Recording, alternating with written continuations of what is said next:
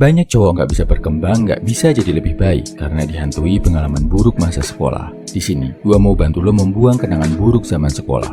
Buat lo yang udah lulus, atau buat lo yang sekarang masih sekolah. Hilangkan jauh-jauh pengalaman buruk ini biar lo bisa jadi high value man. Buat lo yang dulu di sekolah dicap sebagai cowok bodoh.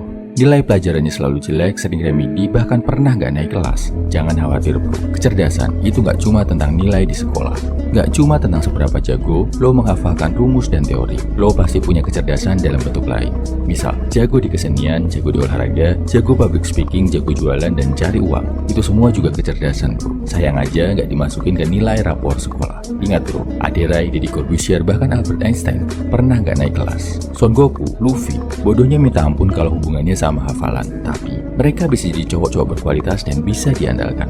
Jadi, fokuslah ke kecerdasan yang paling lo jago. Bikin karya dari sana dan tunjukkan kalau lo adalah seorang pria yang gak sekedar cerdas, tapi juga punya karya, bisa cari duit. Buat lo yang di sekolah dikasih label sebagai cowok nakal, selalu jadi sasaran kemarahan dan hukuman guru, sadari satu hal bro. Kenakalan lo itu adalah bentuk keberanian dan kreativitas.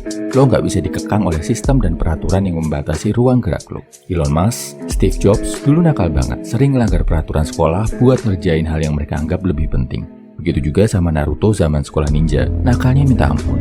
Yang penting lo tahu batas dan bisa membuktikan kalau yang selama ini dianggap sebagai kenakalan sebenarnya adalah bentuk ekspresi lo untuk menciptakan suatu inovasi. Salurkan energi kenakalan lo buat bikin sesuatu yang kreatif yang out of the box.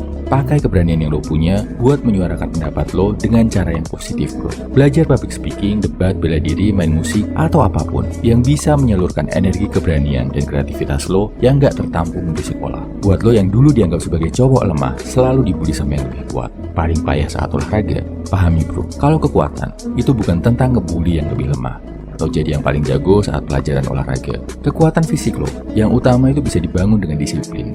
Lo disiplin angkat beban, nge-gym, atau kalistenik, pasti akan ada perubahan dari diri lo. Lo akan jadi pria yang lebih kuat, fisik jauh lebih tegap, badan lebih sehat dari para cowok yang dulu biasa ngebully lo.